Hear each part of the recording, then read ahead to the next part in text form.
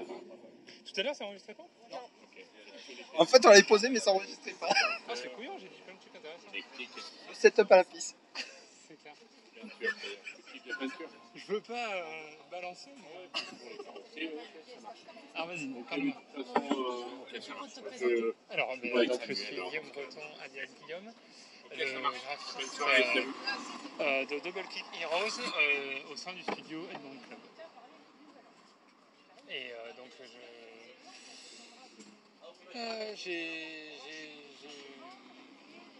j'ai vadrouillé, ça se dit vadrouillé ? J'ai vadrouillé dans pas mal de studios. À l'époque, ça s'appelait pas vraiment des studios, mais bon, au début, je faisais du jeu Flash et j'ai toujours voulu faire du jeu vidéo.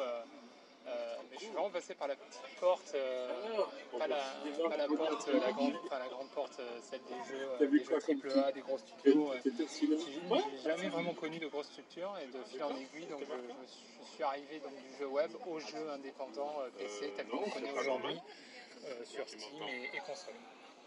Est-ce que tu peux nous parler du Edmond Club et de ses membres? Alors, donc, on est 4 dans le Edmond Club. On s'est formé à l'issue d'une Game Jam, la Ludum Dare, de décembre 2015. Donc, le Edmond Club est composé de Black Magic, alias David Elahi, que j'ai rencontré au studio, quand on était tous les deux au studio Motion Twin. Donc, qui est le développeur de la bande, et El Mobo, alias Frédéric Mott, qui est donc un compositeur de légende qui remonte à l'Amiga, à l'époque de l'Amiga. Je bosse, je t'ai dit. Il a produit beaucoup de groupes de métal, il a proposé aussi beaucoup de jeux, certains dont il est fier, d'autres un peu moins, mais il ne renie rien. Et donc il s'occupe de toute la bande son du jeu. Et ensuite Avrox, Yannick Elahi, qui est donc notre community manager et responsable marketing, qui s'occupe de tout le marketing de tout le rayonnement international de Double Kick Heroes. Comment vous est venue l'idée de Double Kick Heroes? Donc en fait c'était la contrainte du thème, c'était deux boutons et growing, c'est-à-dire l'expansion.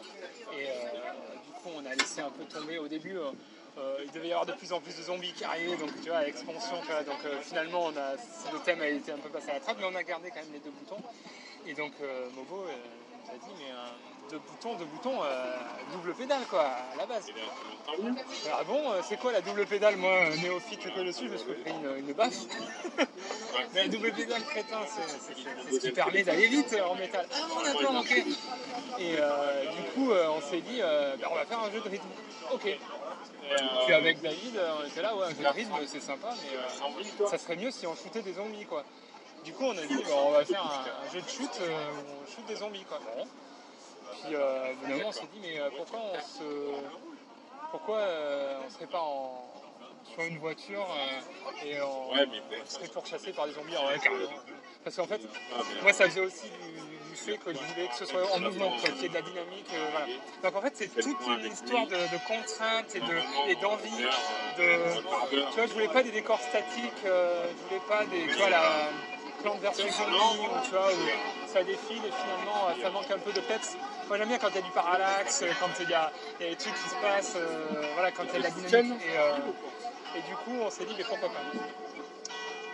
Ce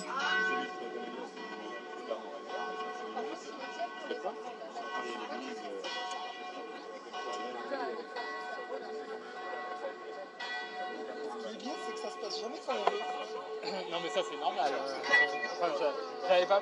Effectivement, quand j'avais dit, la café de la place, c'est génial. J'avais oublié ce petit détail. Mais bon. Tout ce monde, après derrière. Ouais. D'ailleurs, peut-être que je pourrais... Faudrait que je... Enfin, qu'est-ce que j'étais en train de dire?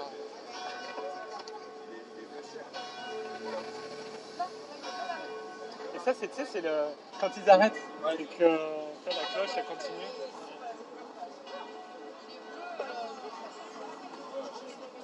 Cool. Non. Ça fait 1 heure qu'on est là, au moins. Ouais. Enfin, presque. Non, une demi-heure, une bonne demi-heure. Oh, ça fait plus longtemps, non? Non, ça fait 1 heure. Ah, bah oui, ça fait une heure. C'est ça. Alors, donc je disais ouais, que je voulais que tout soit en mouvement. J'aime pas tout le côté décor fixe. Tu vois, je trouvais ça manquait de dynamique. Donc vraiment, la forme qu'a le jeu, c'est né d'une addition de contraintes et d'envie. Vraiment qu'on a mixé dedans. On s'est clairement fait plaisir. Hein. On s'était pas dit tiens on va passer 3 ans dessus quoi derrière. Non, pas du tout. Et du coup c'est à l'issue donc de la Game Jam. On a attendu les résultats. Et on a été super surpris des résultats. C'était vraiment très bien. Il y avait vraiment un enthousiasme. Et on s'est dit merde, si on en faisait un vrai jeu. Quoi. Et là on y est encore quoi. En fait on se rend pas compte quoi. Au début ça devait être 1 an et demi de dev. Le jeu a grossi quand même. Et au fur et à mesure qu'on a gagné des prix aussi, ça nous a donné de la confiance. Et du coup on s'est dit on va faire encore mieux tu vois. Et du coup de toute façon on a donné on a mis le paquet hein, parce que, voilà, on se fait plaisir quoi. Clairement sur ce jeu on donne tout ce qu'on a. Est-ce que tu connais le moteur de jeu que vous utilisez? Ah oui alors c'est le langage de programmation c'est du Axe. C'est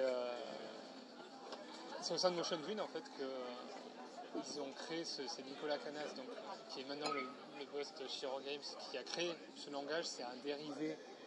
Il est parti de. Je vais peut-être dire des conneries et tout ça, mais bon, en gros, il est parti d'ActionScript de Flash.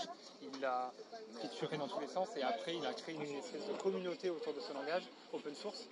Et au fur et à mesure des contributions, ça a pris de l'expansion.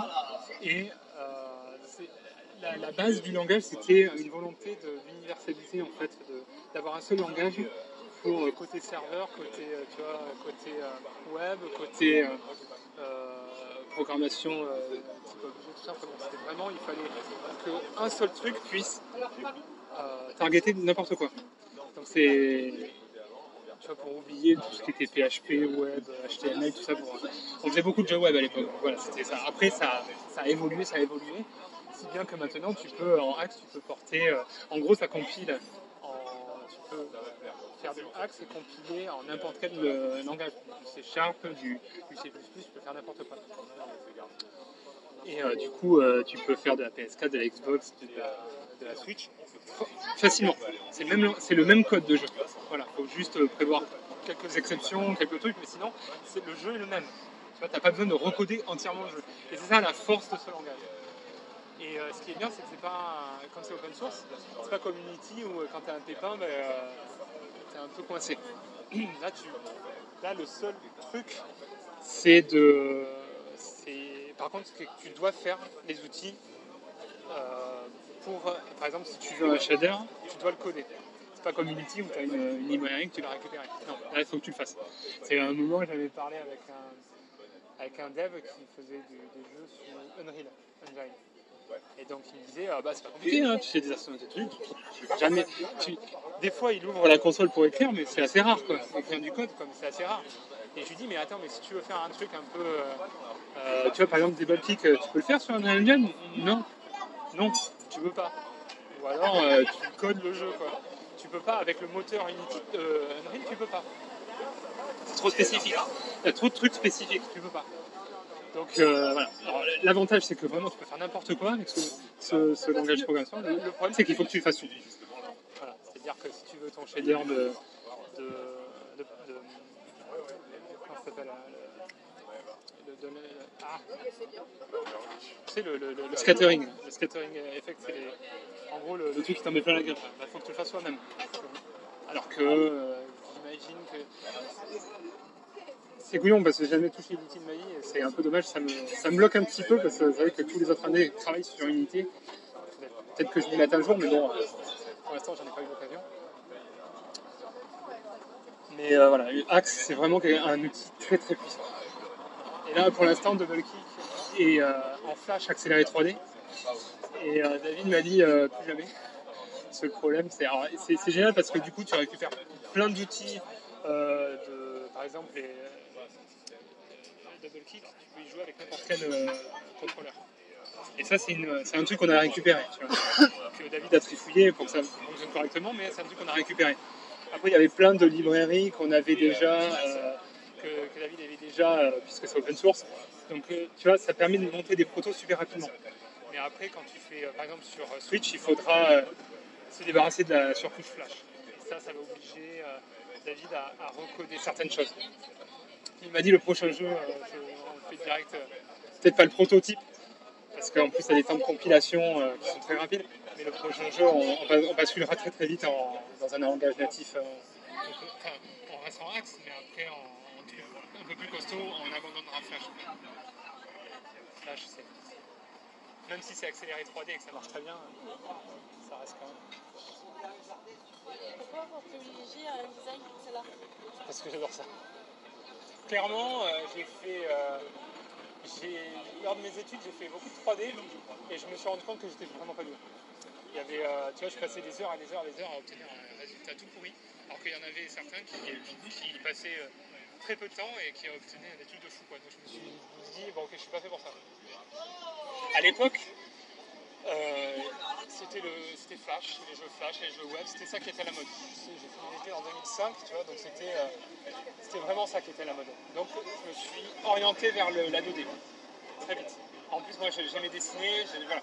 Donc tout de suite, je me suis dit, bon, la 3D, c'est pas pour moi. Clairement, je regrette peut-être un petit peu parce que maintenant, j'ai pas envie de m'y remettre, et pourtant, ça serait utile. Au moins pour faire des mock-ups, au moins pour faire des trucs. Mais j'ai toujours cette allergie de la 3D. Tu vois, si vraiment il y a moyen d'obtenir le même résultat sans 3D, ben, je passerai plus de temps à voilà, je suis vraiment allergique à la 3D. J'aime beaucoup les jeux en 3D, mais en faire. Je suis vraiment très dessin et pas du tout sculpture, quoi. J'ai vraiment toujours considéré que la 3D c'est plus de la sculpture que le dessin. Voilà. Donc, moi je suis vraiment beaucoup plus dessin. Après l'animation, que ce soit 2D ou 3D, et c'est ce que je m'efforce d'expliquer aux étudiants quand je fais des masterclass, ce sont les mêmes codes. Les outils changent, et clairement si tu mets devant un soft 3D pour animer, je vais vous galérer au début, mais clairement l'animation c'est la même. C'est les timings, les poses, les keyframes, les in-between, c'est-à-dire les... J'en ai déjà parlé d'ailleurs de ça. Enfin bon, c'est toujours la même chose. Que tu fasses de l'anime 2D ou de l'anime 3D, c'est pareil. Donc ça me fait peut-être moins peur. Mais vraiment la modélisation. Et le texturing. Le texturing. Par contre, ce qui me brancherait peut-être plus, tu vois, et limite, si je pouvais travailler avec un info 3D, ça serait de faire des low poly et faire des textures pixels. Ça me brancherait bien, ça. Tu vois, je parlais tout à l'heure de level up. Ça serait quelque chose que j'aimerais bien explorer.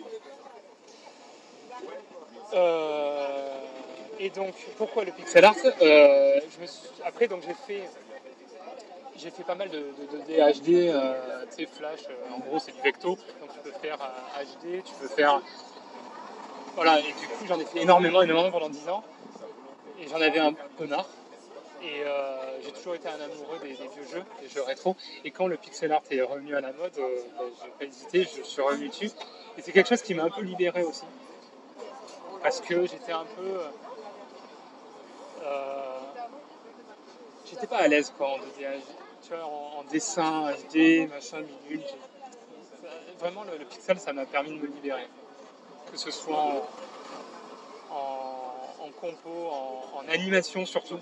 Je me suis vraiment, comme c'est beaucoup plus rapide de tester, comment dire, et en plus il y a des softs 2D pixels qui sont géniaux maintenant.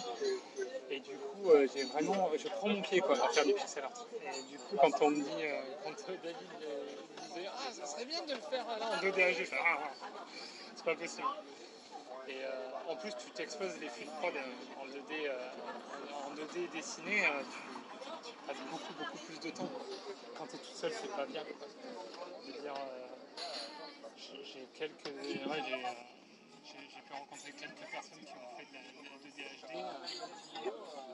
soit le mec c'est une grosse brute et il est fort et il passe un temps fou, soit c'est un studio quoi. Tu vois par exemple les mecs là qui font Indivisible, c'est Lab Zero Game. Ils sont balèzes, hein, et ça, c'est leur troisième jeu je crois en 2D HD, mais tu vois le Indivisible, il prend un temps fou à faire. Mais c'est normal, c'est normal. Donc ouais. Le Pixel, ça a ça de bon que en 2 ans et demi, tu fais un jeu tout seul au niveau graphe. Tu vois. Chose qui n'est pas forcément possible dès que tu passes en HD ou que tu balances de la 3D dedans ou tout comme ça. Là, ça devient un peu plus compliqué. Comment ressens-tu ton statut de jeu indé? C'est un peu flou comme question. Comment je le ressens? Le fait que vous ne soyez pas un gros jeu et que vous soyez plus indépendant. Alors, comme je te le disais tout à l'heure, moi j'ai jamais connu de grosse structure, donc pour moi c'est un peu naturel. Et je pense que j'arriverai pas à bosser dans une grosse boîte. Tu vois, quand Ubisoft a ouvert ses portes à Bordeaux, là, tout mon entourage m'a dit mais vas-y, postule.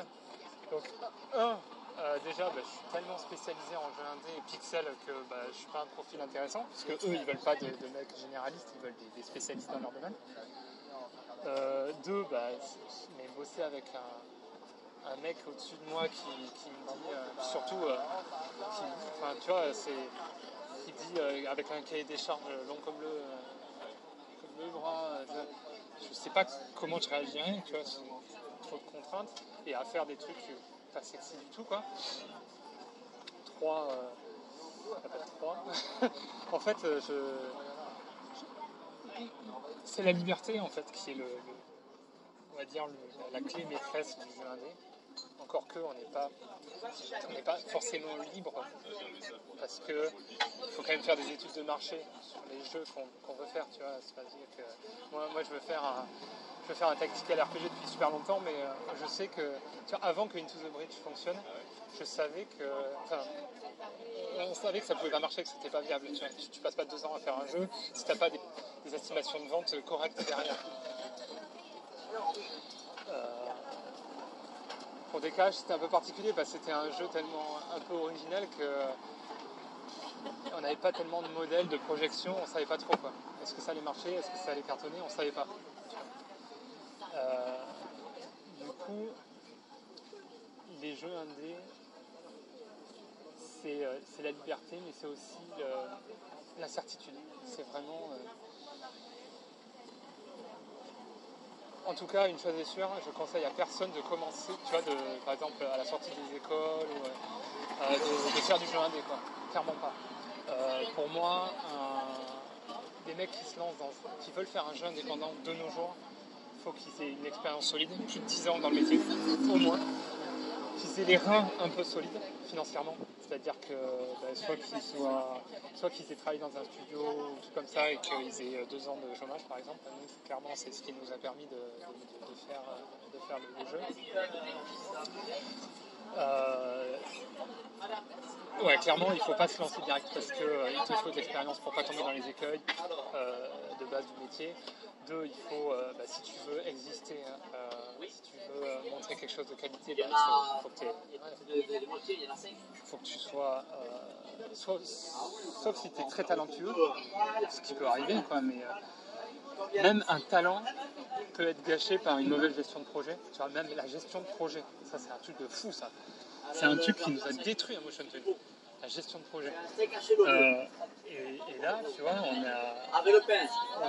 est 2, grosso merdo, on est 2, surtout David, à gérer le projet, à faire vraiment de la gestion de projet. Et heureusement qu'on a l'expérience pour pas mais foncer droit dans le mur. Ça demande un recul. Ça demande aussi tu vois, de pas te dire ça serait génial de faire ça, de faire ça. Oh non, mais ça c'est nul, on arrête. Tu vois, on a réussi à conserver le concept de base. On a réussi à jeter pas grand chose dans le jeu. On a réussi, tu vois. C'est vraiment quand tu fais un jeu, un proto, ceux qui peuvent se permettre jettent plusieurs protos. Tu vois, ils font un proto, ils abandonnent, ils en font un autre, et un autre, et un autre. Et à certains projets, et souvent des jeux qui cartonnent, tu vois, où on se dit, oh là là, génial, les mecs, ils ont trouvé leur recette miracle dès le début. Mais non, pas du tout. C'est une succession de protos qui ont échoué, une succession des gestions de projets où tu as passé 2 ans à plusieurs, tu vois, à 5-6, le truc que tu jettes, mais tu jettes tout et tu recommences, tu vois. C'est ça. Et au final, boum, tu arrives à avoir un jeu qui est bon. Mais pour en arriver là, et nous dans Double Kick, alors peut-être qu'on aurait dû le faire, mais clairement on l'a pas fait. Mais on a conservé le concept de base et on est arrivé à le maintenir on y croyait, jusqu'à la sortie de l'Early. Ouais. Après l'Early, on commence à faire des concessions. Que penses-tu des gros studios comme Nintendo qui lancent ces jeux indépendants? Pardon? Que penses-tu des gros studios comme Nintendo qui vont lancer ces jeux indépendants prochainement? Pourquoi prochainement? En fait, qui veulent lancer les jeux indépendants? En fait, Je pense que c'est plus par rapport à ce dont on discutait, le Nintendo Direct par rapport aux jeux indés qui vont sortir sur Switch, etc. Je pense que chaque consolier a besoin au tout début d'une ludothèque chargée. Et le problème, c'est que ils sont de moins en moins enclins à faire de la rétrocompatibilité. Et le meilleur moyen d'avoir des jeux au début d'une console, c'est de faire appel aux indés, qui sont très réactifs. Contrairement aux AAA qui nécessitent énormément de temps. Et Nintendo, eux, ils ont toujours souffert du manque de jeux des éditeurs tiers. Et du coup, les indés, c'est parfait. Au début de la PS4, Sony était ravi d'avoir les indés, et il y a des indés qui ont cartonné. La Xbox 360 a bien fonctionné grâce aux indés. Et c'est même grâce à Microsoft que les indés ont commencé à exister finalement. Nintendo, là, ils mettent les indés en avant parce que ça leur donne une image cool. Ils se servent des indés et nous on se sert de Nintendo. Donc quelque part, c'est donnant-donnant. Mais grosso modo, là, dans un an, parce que faut pas se leurrer, la Switch, elle a eu énormément de gros jeux dans sa première année, mais la deuxième année, c'est le néant. Elle tient que grâce aux indés. C'est pour ça qu'elle met les indés en avant. Mais dans l'année prochaine, quand les nouveaux gros jeux vont sortir, les indés vont passer à la trappe. C'est évident, c'est évident. Il y aura toujours. Par contre, ce qui est pas mal avec la Switch, c'est qu'elle est brandée, dans l'inconscient collectif aussi, c'est la console des indés. Donc, ils vont garder quand même cette image. Et clairement, j'aimerais bien qu'ils refondent aussi l'eShop parce qu'il paraît que c'est une univers sans nom. Il faudrait qu'ils s'inspirent un peu de Steam, animé, donc il y a de quoi évoluer. Mais voilà, ils veulent se donner une image cool. Ils veulent avoir des jeux. Et ils savent qu'il y a des millions de sellers sur Steam qui vont débarquer chez eux, ils sont trop contents. Regarde Fortnite free-to-play quoi. Sur Nintendo. Le truc, mais jamais t'imagines ça quoi. Jamais. Et pourtant, tu vois que ça. Les jeunes ils jouent à Fortnite sur Switch. D'ailleurs, Fortnite c'est un espèce de.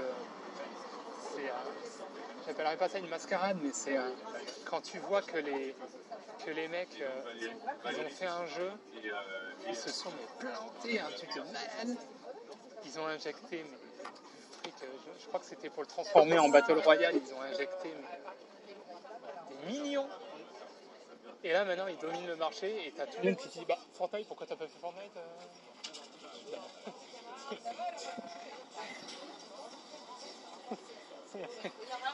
Non, non, c'est Fortnite, c'est comme Candy Crush, c'est des usines à gaz quoi. Et PUBG, c'est une usine à gaz aussi. Pourquoi t'as pas fait PUBG? Non. Non, nous notre prétention à l'heure actuelle, clairement, notre prétention, c'est pas d'en vendre. Moi j'aimerais bien à terme vendre entre 50 et 100 000 unités de Double Kick. Toutes plateformes confondues. Ça serait vraiment ça serait génial. Tu vois, je ne vise pas le million, clairement pas. Je ne vise pas les 500 000, clairement pas. Non, mais rien que ça, c'est bien. C'est très bien, c'est un succès. Un gros succès, c'est un succès. Ça nous permet de faire d'autres jeux. Voilà, la prétention, c'est de pouvoir faire un autre jeu derrière. on est tous à la recherche du succès. Mais après, il y a le succès, comment dire, il y en a qui, comment dire,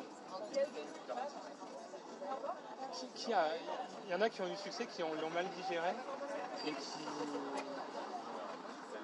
Enfin, bien sûr, j'aimerais bien que ça cartonne transfèrement, mais c'est pas ça qu'on veut, quoi. C'est clairement pas ça qu'on veut. Nous, ce qu'on veut, c'est que un maximum de joueurs jouent au jeu, découvrent ce qu'on a fait. Voilà, je pense que c'est ça aussi être indé. C'est juste au détour d'un salon ou d'un truc, tu rencontres les joueurs, où tu vois quelqu'un qui va jouer à ton jeu, et boum, et là tu dis waouh, c'est génial. Voilà, c'est tout. Et d'en vivre.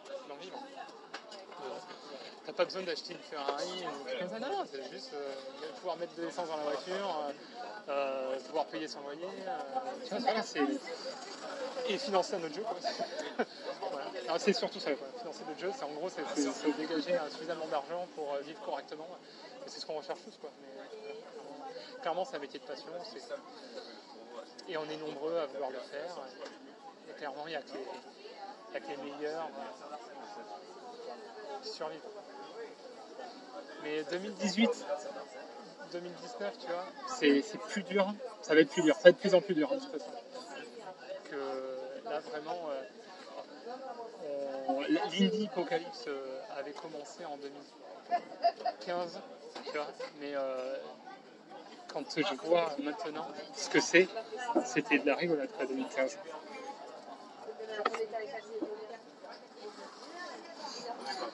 Comment vous avez trouvé les financements et est-ce que cela a été difficile?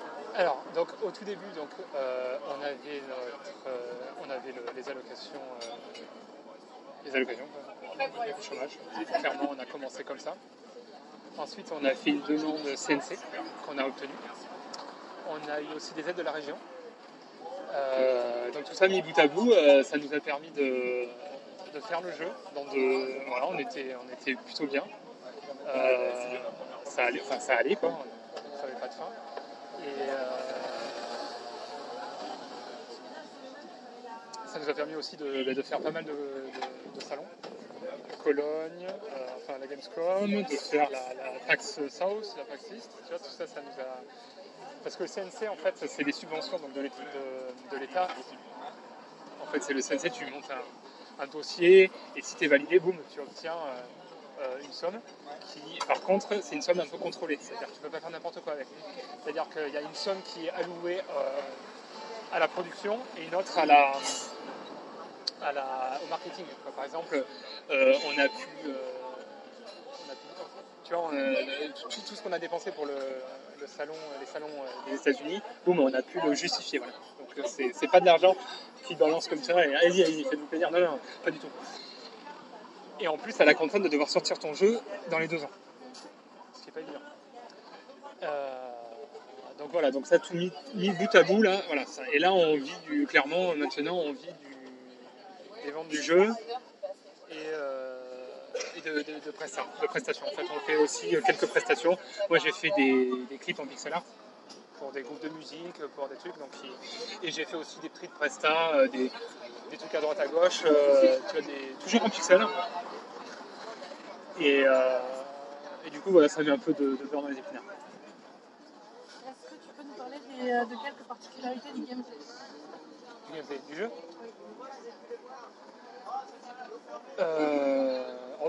C'est un jeu de rythme assez classique, hein, c'est-à-dire que tu dois respecter une partition de batterie. Donc on est assez proche de Guitar Hero sur le concept, mais au niveau du jeu, on est plus proche d'un jeu de japonais qui s'appelle Taiko no Tatsujin, qui va bientôt débarquer sur Switch en France. Donc ça, on est très content parce que ça va... si ça fonctionne, et ça va peut-être rayonner sur la version Switch de DKH.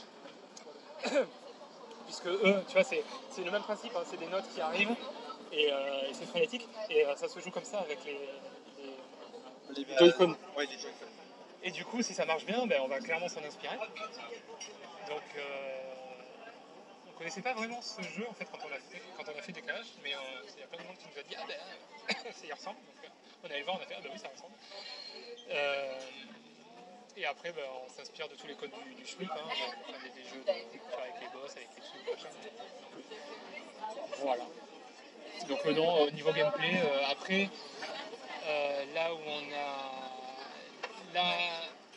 où on a ce qui a été pas mal, c'est que donc on avait la caisse claire, la grosse caisse qui permettait donc de tirer. Et après on s'est dit comment on pourrait introduire la caisse claire et la cymbale sans rajouter juste des pauvres guns.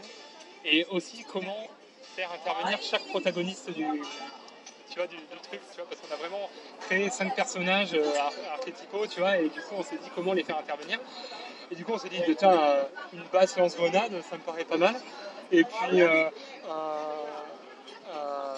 un Ketar sniper, c'est pas mal aussi. Donc du coup ça nous a... Voilà. Donc on s'est dit pour éviter que chaque note, parce qu'il y a quand même pas mal de notes de caisse claire et de cymbales, surtout dans le métal, il y a quand même beaucoup de notes pour éviter de tirer à chaque fois et que ce soit la foire au tir invincible, que ce soit trop chargé visuellement. On s'est dit on va faire des espèces de chargeurs, de zones, de jauges à remplir. Donc voilà. Est-ce que tu peux nous parler un peu des héros de Décalage? Donc en fait, au tout début, on avait c'était la bande, le petit groupe qui partait en road trip, machin, le concept de la Cadillac, où il y avait des personnages dessus, avec un groupe dessus, c'est venu assez tôt. Et quand on a fini la Game Jam, on s'est dit on va les chara-designer, quoi, parce que ils étaient tous white, c'est tous blancs, tous... c'est très... en gros, quand j'ai fait le jeu, clairement, je me cache pas, je suis blanc, donc ça, comment dire, de base, quand tu vas vite, tu dessines vite fait les personnages, tu vas pas chercher à diversifier, et du coup, c'est le premier truc qu'on a fait, on s'est dit, on va diversifier un peu ça, c'est censé se passer aux États-Unis, c'est censé être un groupe de teenagers américains, clairement on va diversifier. On n'est pas le whitewashing, c'est clairement... non, nous on est vraiment... on veut ouvrir un peu ça, quoi. Et du coup on s'est amusé...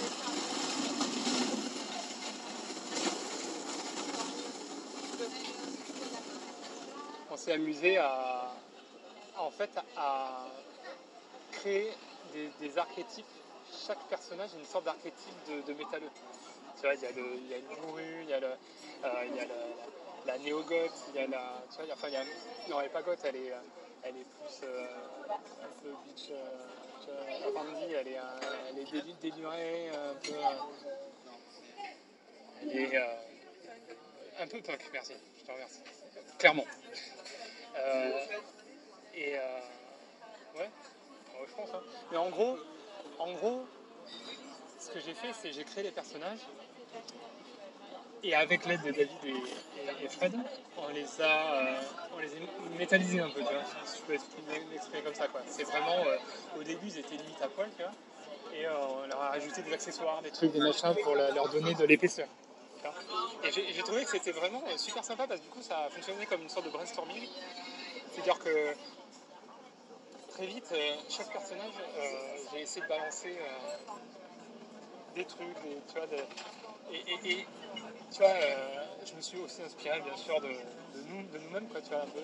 Snake, c'est un peu moi, tu vois, et son côté chinois du deuxième degré, tu vois, qui aime Bruce Lee, machin, avec la combinaison, et qui en fait, il connaît pas grand-chose en métal, tu vois, c'est un peu moi, tu vois. Ensuite, il y a David, c'est clairement James, tu vois, avec les cheveux au vent, la barbe, et puis le côté à fond.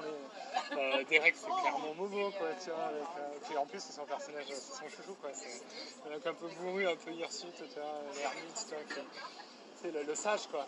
C'est le type, tu vois, il parle pas, mais quand il parle, on l'écoute, tu vois. Et après, donc il y avait on voulait on voulait que les filles aussi aient des rôles importants, et il en fallait un qui soit pas un membre du groupe et qui soit le roadie, parce que dans les groupes de métal, il y a toujours le roadie, et le roadie, on voulait pas que ce soit Derek, parce que c'était trop archétypal, tu vois, un peu trop Jack Black dans Brutal Legend, exactement. Et on s'est dit, on va faire une fille qui va te materner tout ça, et voilà, tu vois, une fille de caractère bien trempé. Donc c'est comme ça qu'est né Lincoln. Au début, Lincoln devait être un garçon, et il devait s'appeler Lincoln. C'est aussi en rapport avec le Walking Dead, tu sais, il y a un personnage qui s'appelle comme ça. Qui s'appelle pas comme ça, Qui s'appelle comme ça. Ouais, c'est ça. Bon, ben voilà, en gros, on est parti de ça. Voilà. Et du coup, c'était ça. Et on voulait aussi respecter une sorte de parité quand même un petit peu. Donc je me dis, pourquoi ça ne pourrait pas être une nana quoi, et on fait, bah ouais, carrément. Et Randy, c'était la pin-up, c'était la guicheuse, quoi. C'est, viens jouer à notre jeu, quoi, tu vois. La base. Il faut toujours une démurée qui fait un peu le point d'entrée et qui va te sortir des punchlines un peu. Et du coup, ce qu'on cherchait aussi, c'était dans le scénar, dans les dialogues, c'était forcément des clashs, des caractères qui s'opposent, des trucs, histoire qu'il y ait des frictions, tu vois, que ce soit un peu sympa. Donc chaque personnage correspond à un archétype, à quelque chose qui va créer des situations dans le scénario. Et après, mais ça a été tu vois, une fois qu'on a écrit le déroulement, après c'est coulé de source, quoi. Les personnages, on les connaît tellement que maintenant on peut écrire, on sait exactement comment réagir. Tu vois, à un moment, David, il écrivait je crois que j'avais écrit un truc, il a corrigé, je me mais pourquoi il s'énerve là? Pourquoi James il s'énerve? Il est cool. J'aimerais bien qu'il s'énerve un peu. Mais là, t'as vu, c'est bizarre, c'est mal amené. À un moment, pourquoi James, pourquoi Derek, là, à un moment, il pète son câble, alors que c'est un pépère qui aime bouffer, qui aime la musique, tout ça, et pourquoi il pète son câble? Mais là, il faudrait donner plus de pistes en amont, tu vois, pour que... Ah oui, voilà, c'est ça. Dans le chapitre 5, s'il était tout mou, tu vois, tout là, je suis fatigué, mais c'est pas des rêves, ça, c'est bizarre et tout. Ouais, mais il est fatigué, rappelle-toi, au chapitre 3, il faisait ça. Ah ouais, mais alors du coup, il faut en parler un peu plus. Tu vois, voilà, on connaissait tellement nos personnages qu'au bout d'un moment, on disait, non mais Derek, il n'est pas comme ça. Et on les fait aussi, on essaie de les faire un peu évoluer, même si il n'y a pas, comment dire, c'est vraiment un RPG, donc... Et puis c'est pas ce que tu as trop d'un jeu de rythme non plus, donc on va pas non plus très loin. C'est beaucoup de situations ubuesques, des trucs un peu... on joue beaucoup aussi sur le stéréotype dans le scénario, c'est-à-dire que tu sais, il n'y a pas une cause de l'apocalypse, quoi. On en fait 15, il y en a 15 qui sont listés et qu'on a mis dedans, quoi, au fur et à mesure. Il faut les chercher, quoi, mais au bout, en fait, t'en sais rien, quoi. Le boss final, c'est le boss final de tout jeu de métal, des films de métal, machin, ouais. Et tu te dis, mais c'est vraiment lui, c'est à cause de lui? Non, c'est pas à cause de lui, non, c'est juste qu'il s'est dit, pourquoi je viendrais pas voulu m'emmerder, quoi, normal, la base. Donc voilà, c'est vraiment un scénario prétexte. On nous l'a un peu reproché dans quelques reviews, mais bon, clairement. On n'attend pas un jeu de rythme ou d'avoir un scénario. Non. C'est juste un prétexte pour continuer, oui. Et pour te bidonner, et pour t'attacher au personnage. Clairement, tu t'attacherais pas au personnage. Juste avec le mode arcade, tu peux pas t'attacher au personnage. Voilà. Donc nous, c'était vraiment notre envie, voilà, d'avoir. Et c'est pour ça qu'elle est un peu light là. Et encore, on l'a un peu grossi, mais elle était un peu light au début. Moi, je voulais qu'il y ait que du dialogue dans les save zones, c'est-à-dire dans les entractes entre les niveaux. Après, on s'est rendu compte qu'il en fallait un petit peu entre les missions pour scénariser un peu plus. Mais bon, voilà, moi, au début, je voulais vraiment qu'il n'y en ait que dans les save zones, comme ça, celui qui veut jouer, ils appelaient les save zones. Après, il y a eu le mode arcade. On en est venu à faire le mode arcade, c'est-à-dire dénué de toute la couche scénaristique. Du coup, on a pu se permettre de rajouter un petit peu, d'aller un petit peu plus loin, pas beaucoup, mais un petit peu plus loin dans la trame narrative. Comment vous avez été accueillis lors des conventions par les personnes qui sont venues jouer? Ah ben hyper bien. Et jamais on a, à part un ou deux qui rejetaient complètement le concept, mais ils ne venaient pas trop nous voir, ou alors des gens qui n'arrivaient vraiment pas. Mais à part ça, c'était toujours... Tous ceux qui l'ont essayé l'ont adopté. Tous ceux qui l'ont essayé. C'est pour ça que...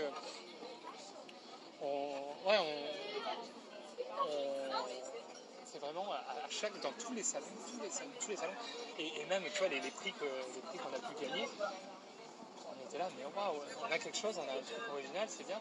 Et c'est vrai que c'est surprenant que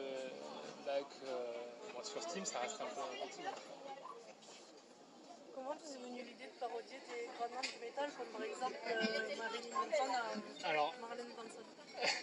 Donc ça, déjà on n'a pas le droit d'utiliser leur vrai nom, clairement pas. Et puis ça c'était surtout à la base David qui voulait rendre hommage, qui voulait, en gros, c'est un tribute quoi ce jeu. C'est comme peut être comme Tenacious D, tu vois, peuvent être que Jack Black il se cache pas quoi. Il aime rendre honneur et clairement là on rend honneur au métal en général et du coup on voulait absolument glisser tout un tas de refs, donc pour la plupart cachés vite fait, hein. Je veux dire si tu ouvres l'œil tu les vois très vite mais pas imposés, parce que c'est vrai qu'on est dans la surréférence avec l'apogée de Ready Player One, que j'ai pas détesté franchement, mais on est dans l'overdose de refs, et il y en a beaucoup de jeux qui se sont fait dessouder à cause de ça. Je pense à Epic Loon, je pense à Rive, je crois, qui s'appelle comme ça, qui se font défoncer parce qu'ils vivent pour leurs refs et que pour leurs refs, et ils assènent leurs refs aux joueurs. Donc nous c'est... Comment dire, on n'est pas vraiment dans cette optique-là. On case énormément de refs, mais celui qui ne connaît pas, ça ne le dérangera pas. Il y a juste les personnalités où là on les a fait intervenir pour justement, en gros, ce sont les dinosaures comme on les appelle. Et il y a une espèce de transmission, tu vois, c'est vraiment, voilà, il y a cette espèce de transmission d'envie de célébrer,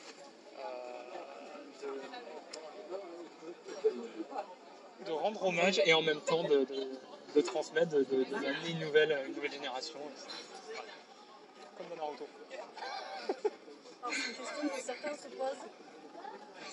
Combien faut-il de paquets de KFC pour caler direct pendant 1 heure? C'est toi qui lis à ta droite. Enfin, tu veux, combien il faut de burgers pour le caler? Non, de buckets, les buckets. Les seaux de tenders. Il lui en faut au moins 3 ou 4 quoi, pour que son estomac le laisse tranquille, on va dire une journée quoi. Et après au petit déj il a faim quand même. Ah oui, mais dans le jeu c'est lui mon chouchou justement. Ah mais Derek c'est un peu Sangoku quoi, tu vois. Et d'ailleurs un truc sympa, c'est dans... Je vais spoiler un petit peu quelques trucs parce que j'aime beaucoup Derek aussi. Je lui fais faire des trucs un peu sympas. C'est que dans le chapitre 4, je crois qu'il va manger du mouton contaminé. Il va se transformer en zombie. Et du coup, il sera sauvé grâce au métal. Et pareil, dans le chapitre 6, la vraie fin, en fait, il se transforme en Super Saiyan. Sauf qu'il est déjà blond, donc ça se voit pas. Ça se voit. Enfin bon, voilà, Derek, c'est... C'est à partir du chapitre 2 qui m'avait marqué, à partir du moment où justement quand ils sont dans la prison et qui dort, et qui dort, côte de porc, poulet. Et pour débloquer le niveau justement, et du coup ça a posé de nombreux problèmes aux streamers qui voulaient montrer le jeu, c'est qu'ils étaient bloqués à ce moment-là parce qu'ils n'arrivaient pas à débloquer le niveau 2-1, parce qu'il faut parler à Derek. Et ça d'ailleurs c'est une question qu'il faudra que je te pose en tant que streamer. On a fait un mode express et un mode arcade. Pourquoi tout le monde fait le mode story qui n'est pas fait du tout pour streamer quoi? Justement, il y a pas mal de monde qui aime bien montrer l'histoire aussi, parce que l'histoire, même si c'est un scénario prétexte, comme le disent certains, c'est toujours sympa de montrer toutes les petites références et de partager les références. Par exemple, le logo d'Umbrella Corp qui est dans une usine au niveau du Texas. De mémoire, il y a une usine avec le logo d'Umbrella Corp. T'as raison. Pareil, les aliens à Roswell, les tentacules. Ah bon? Ah oui, j'ai fait la zone... il y a Oui, 2 sur ans, la, au mois de sur la septembre. world map. Oui, sur la World Map. Ouais, ça c'est la baisse. Hein. Quand tu dessines une world map des États-Unis, tu cales une petite seconde. Quoi. Et c'est justement pour pouvoir montrer toutes les références, etc. Il y en a, c'est plus mode arcade pour le high score, mais il y a plein de streamers, c'est plus du divertissement que du skill, et Ouais. donc ils veulent plus montrer l'histoire. Moi, en ouais. tout cas, c'est mon cas. Ensuite, Oui, mais c'est vrai que ça nous a tous surpris. Quoi. Et est-ce que le jeu est réellement un message genre, pour pro-vegan sur la revanche de la bouffe sur les viandards? Ça vient d'une ligne de dialogue, non, qui est dedans non, non, c'est une théorie que j'ai eue en stream. Est-ce que c'est un jeu pro-vegan? Bah, sachant que toute la bouffe se retourne contre toi, peut-être. Mais on n'est pas à l'abri des zombies vegan non plus, hein, parce que quand tu vois Ultra Vomit qui encase dans ces... ça serait la pire de... Voilà, c'était la Non. théorie que j'avais eue après avoir fait Ouais. Camtar. Non, je suis trop un viandard. Non, c'est pas possible. Voilà, c'était une théorie que j'avais eue après Camtar en fait. Mais justement, tu l'avais clippé et tu l'avais envoyé sur le Discord et Black Magic avait réagi à ça. Où en gros, on avait les canards zombies, on avait les poulets zombies, on avait les poissons zombies, donc pour les sushis, les chiens zombies pour. Mais je ne t'inquiète ferai pas, pas de blague raciste par rapport à il y ça. a les lapins zombies, les rats zombies, il y a les porcs zombies. Si, il y avait les porcs zombies déjà. Ouais. Là, Ah oui, c'est vrai, j'avais oublié de il y penser. aura... Non, mais il y a tout, quoi. Il y a tout. Et je disais Il y a tout ça. Il y a toute Bon, la faune et la flore, quoi. voilà, et je Il y disais. a des ours zombies, il y a des rennes zombies, il y a des... Ok, un zombie. J'ai pas encore fait, mais il y aura des grenouilles zombies. Voilà, et donc. Non, mais c'est n'importe quoi. Et je disais, ouais, tout ça en fait, je suis sûr, c'est un message pro-vegan parce qu'on n'a pas vu de concombre zombies. Non. Kiro. Non, mais genre un tofu zombie. Il y aura un tofu zombie. Il y aura, je crois, il y aura un truc qui... Ça peut être très drôle. C'était la petite théorie. Si on arrive à caser tu sais, de la J-pop, enfin non, de la, comment on appelle ça, du J-metal. Ah, du baby metal. Il n'y a pas que ça, je crois. Non. Il n'y a pas que ça. C'est le J-metal ou un truc comme ça. Du J-metal, ouais. Il y a un groupe de métal que j'aime bien. C'est 9 mm Parabellum. Là. Ils ont fait le générique de Berserk. Et au début, j'étais là, mais quoi cette merde. Puis à force d'écouter, j'ai fait, ah, c'est pas mal. Puis après, je fais, ah, c'est pas mal en fait. C'est le plaisir coupable. Je suis affreux, quoi. Ah non, mais le message vegan, ça c'est ma faute, c'était un délire que je me suis tapé en stream. Tu as le droit. Tu es pardonné. Voilà. Je disais, il manquait juste les légumes zombies. Bon, après, si c'est aussi contre les véganes, il va y avoir des tomates zombies et concombres zombies, mais ensuite des concombres zombies. Bon, il est un peu tôt pour que je puisse faire cette blague. Après, il me reste plus que le bestiaire des enfers. Donc, Et les profonds. profond. Le mythe de Cthulhu. Alors, il n'y aura pas vraiment, puisque le 5e chapitre, donc le 4e chapitre c'est la Highland, le 5e chapitre c'est la Transylvanie, et le 6e chapitre c'est directement les enfers. D'accord. En voulait, en cas de succès du jeu, on voulait faire des DLC. On voulait faire le DLC Japon, le DLC Cthulhu, justement. Un peu Bayou, tu vois, machin. On verra, mais bon. J'avais pensé dès le chapitre 2 quand on voyait le T-Rex zombie avec les tentacules et l'avion zombie, et je voyais les tentacules, j'ai fait ah, va peut-être y avoir du Cthulhu. Ah non, mais de toute façon, il y a des tentacules partout. Donc, je me suis découvert une passion pour les tentacules. En plus, à l'animé, c'est trop bien. J'en ai mis partout. Dès la première image, on en voit d'ailleurs. Ah, mais si on fait vraiment gaffe aux petites variations dans le bleu de l'écran de la télé, on voit les tentacules. Oui, tout à fait. Oui, bah oui. Tentacules. En fait, c'est Day of the Tentacle. Elles gouvernent le monde, quoi. Oui, carrément. C'est exactement ça. Quoi. De toute façon, aussi, c'est aussi. On me dit souvent que mon style des pixels se rapproche de la grande époque LucasArts, tout ça. Et c'est clair que c'est un héritage. J'ai joué à tous ces jeux-là quand j'avais 10 ans. Quoi. Et clairement, c'est un peu inconscient. C'est un peu. Comment dire ? Quand t'es graphiste, ton style s'impose aussi un peu à toi. C'est-à-dire que, tu vois, moi je suis très manga. Et pourtant, dans ce que je fais, je suis pas très manga du tout. Tu vois. Et j'aime pas trop dessiner les... Si, quand même beaucoup, je sais pas, plus comics. Manga, un petit peu, je trouve, dans les visages Ah, des bah, persos. sans doute. Mais les comics, tu vois, les comics genre Scott Pilgrim, genre les nouveaux comics, s'inspirent beaucoup des mangas aussi. Mais tu vois, je suis plus européen comme ça. Voilà, je suis plus européen quand même. Je trahis un peu mes origines dans mon style de graphisme. Et clairement, ça me va très bien, quoi. Tu vois, j'aime bien ce que je fais. Bon, si j'aimais pas, je le ferais pas, quoi. Tu vois, mais quand on me dit ça me rappelle LucasArts des années 90, je suis très content. Même si maintenant, c'est pas ce que je recherche, forcément. Bah, déjà, on voit dans le hub du chapitre 3, on le voit le tentacule. Ouais, tout à fait, ouais. Ah bah clairement, pour Derek, Oggy, c'était une référence. Ce que j'ai fait aussi, j'en ai pas parlé quand on assemblait les personnages, on les métallisait, tout ça, machin, mais j'avais quelques pistes, tu vois. Pour Randy, c'était un personnage de Scott Pilgrim. Pour Derek, j'avais Oggy. Pour Snake, j'avais Georges Clooney dans Une nuit en enfer. Il est génial, c'est un Robert Rodriguez de ouf, quoi. C'est regarde-le ce soir, quoi. On saura quoi regarder. Ah non, mais Une nuit en enfer, c'est trop bien, quoi.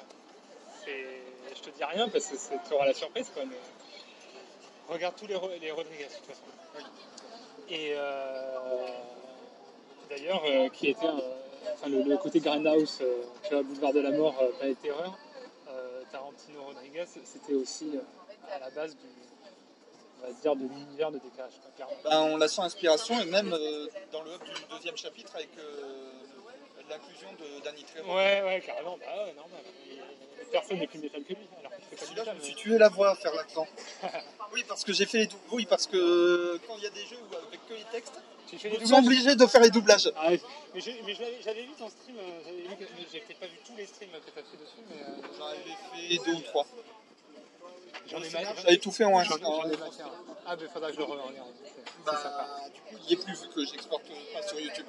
Mais il faut. Parce que sur Twitch, il y a, au bout d'un certain temps, c'est supprimé automatiquement sur Twitch. Ah bon? Ouais. Au bout de 14 jours pour les non-prime et non-partenaires. Si on est prime ou partenaire, c'est 60. Tu devrais. De toute façon, dès que les nouveaux chapitres sortiront, je le referai en entier. Je vais me refaire toute l'histoire. Carrément. Je crois que je vais les garder sur mon lab. Je crois que je vais me les exporter et je vais les garder. Ok, j'ai compris.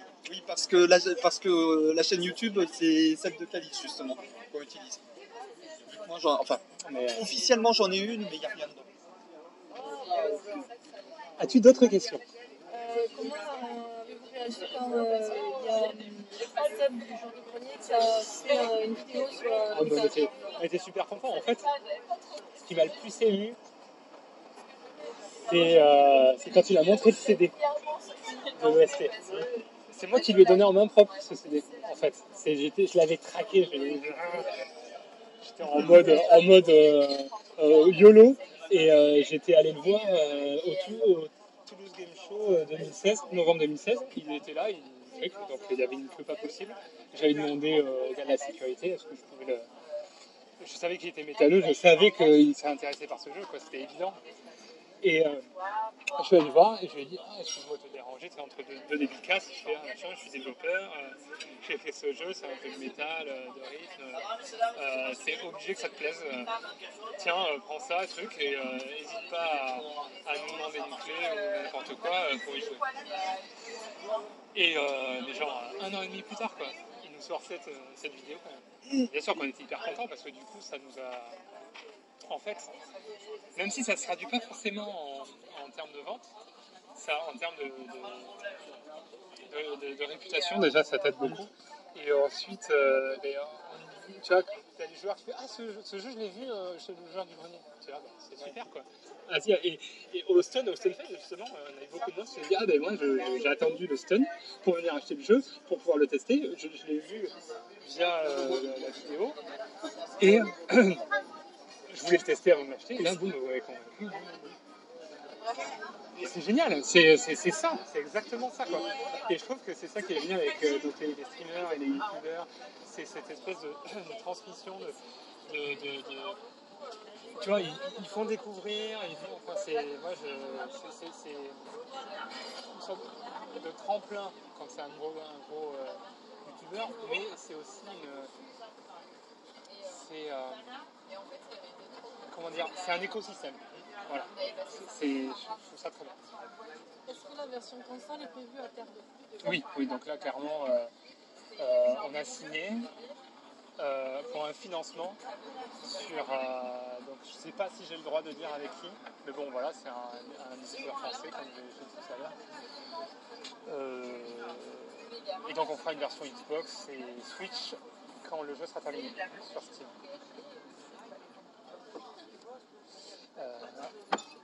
Ça s'est arrêté. Donc ça encore plus de mémoire. Ah. Bon bah non, je mets une image pour la fin. Donc j'avais plus de mémoire. Donc finalement, ça sera donc quand le jeu sera terminé, on vise toujours début 2019 pour le jeu PC terminé. Et après à voir quoi. Est-ce que on sort le dernier chapitre et en même temps on sort les versions console en même temps, ou alors est-ce qu'on sort le dernier chapitre? Une chose est sûre, les derniers groupes, là, les gros groupes là, sur lesquels on est en discussion et qu'on devrait avoir, ceux-là, ça sera en même temps que les versions console pour vraiment donner un coup de boost. Là, vraiment, les deux là, les deux derniers qu'on a chopés, c'est du lourd, c'est du super long et on pensait vraiment pas les avoir. Et on est hyper content. C'est encore mieux que Ultra Vomit. C'est du truc de fou. Est-ce que vous avez d'autres projets en cours en décollage? Donc là on commence à réfléchir, donc ce sont des mock-ups, des concept art, des rédactions de game design. Dès que moi de toute façon j'aurai terminé sur des caches, je me lancerai sur de la pré-prod de toute façon parce qu'il ne faut pas perdre de temps. Et en plus pendant les portages c'est très très long en fait à cause des TRC, des étapes de validation de Nintendo, de Xbox, de Microsoft. En gros, tu as toute une série de batteries de tests. Et ça, c'est super long. Et quand on en valide, ça dure 2 semaines. Et ça renvoie. On a un copain qui avait fait Neurovoider, qui a fait un jeu tu vois, pendant le portage Switch de Neurovoider, il a fait un autre jeu, tellement c'est long. Donc clairement, pendant ça, on commencera à faire un autre jeu. Voilà. Ça c'est plus pour moi. Est-ce que prochainement vous avez participé à des conventions?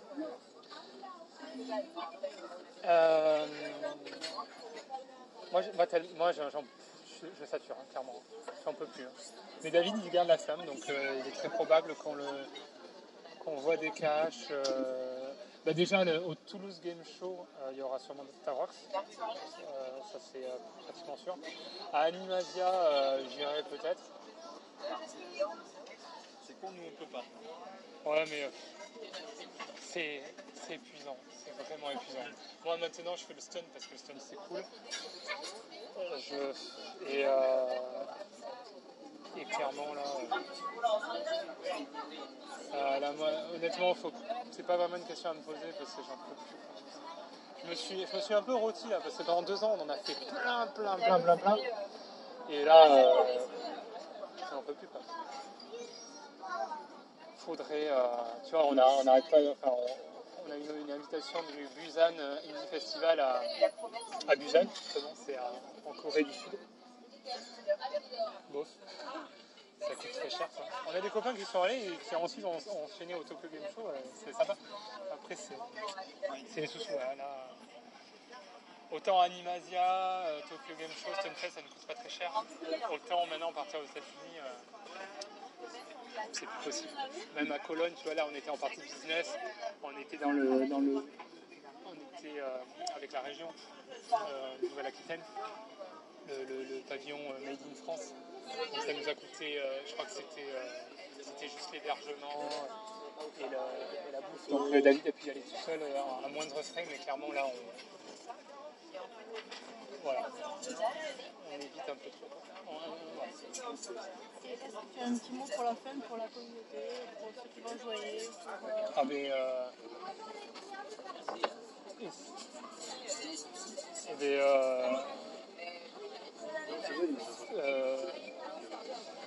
j'en peux plus même.